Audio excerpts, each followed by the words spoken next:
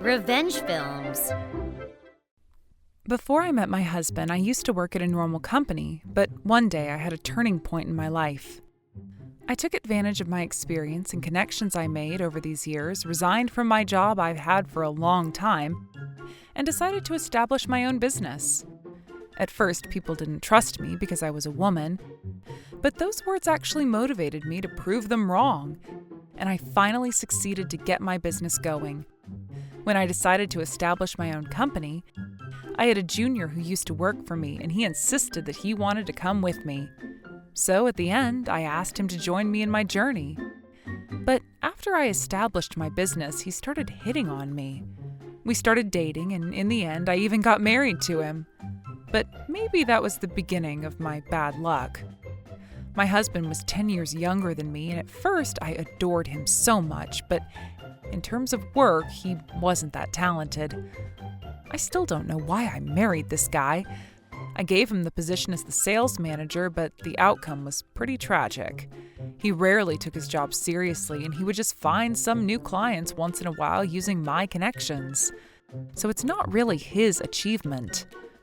What made it worse was that it wasn't only my husband, but his family also depended on me. His family consisted of his mother and his sister who had gone through a divorce, but like my husband, they both depended on my salary. Right after we got married, my father-in-law passed away, and my husband said he'll support his family financially, so I paid him extra money for his salary. At first, his family seemed very thankful.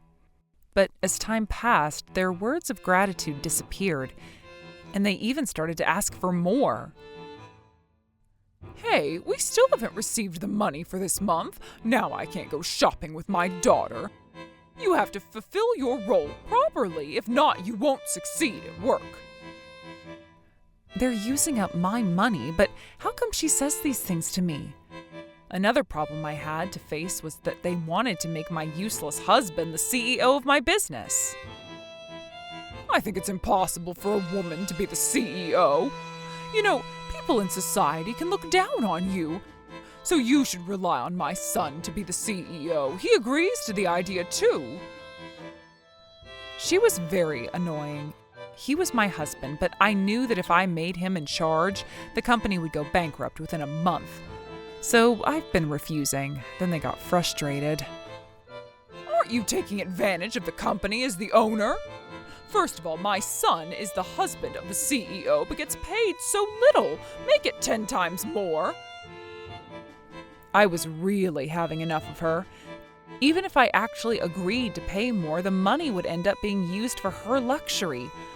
Or my husband would just use it on the hostess he's been hanging out with. I kept my answer vague and tried to ignore it, but she kept on interfering with my business and continuously asked me for more money. Then one day, my husband suddenly invited Anna, her sister's daughter, over. I asked what was going on, but he told me that we were adopting her as our daughter. The reason was because we didn't have our own children, we would take care of her and make her the heir. But my business was a design company, and I was just an independent designer who started her own agency. So I was planning to close down once I retire.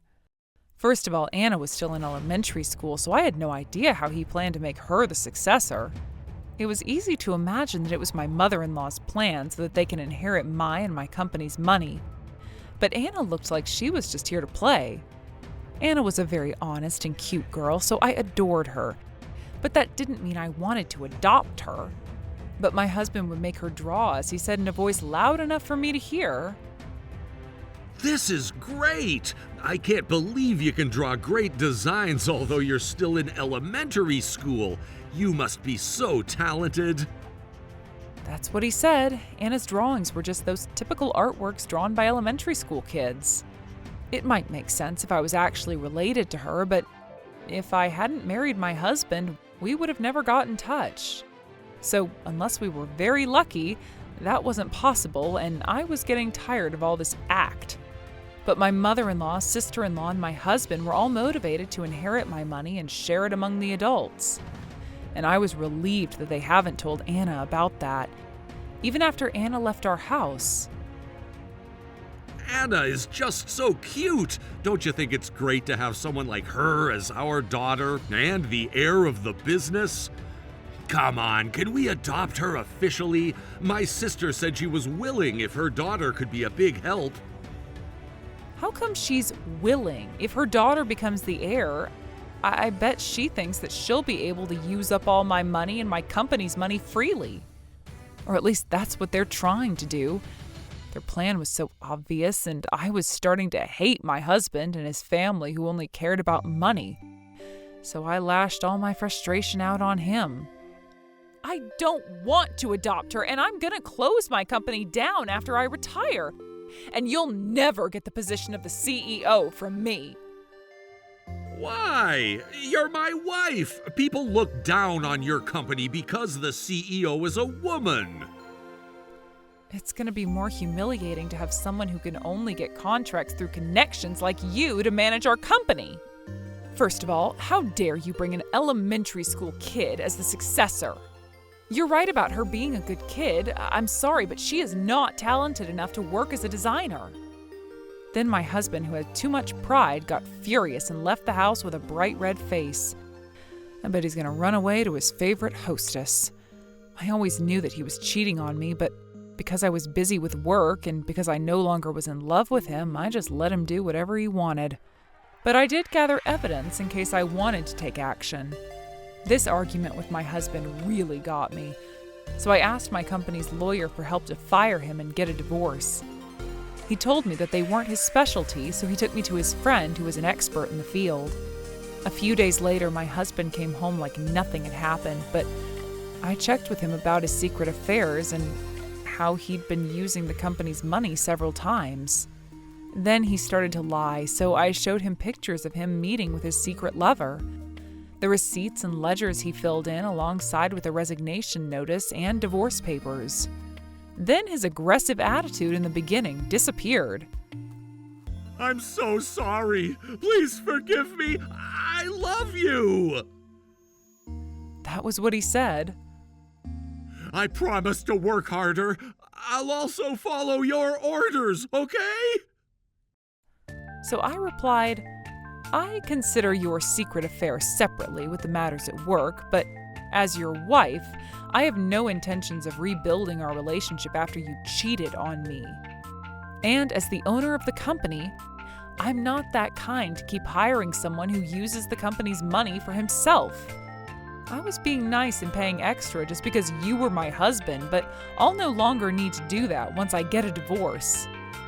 And I told my husband that he doesn't have to pay for compensation, but I wanted him to leave the house right now. So I kicked him out, not even giving him time to pack.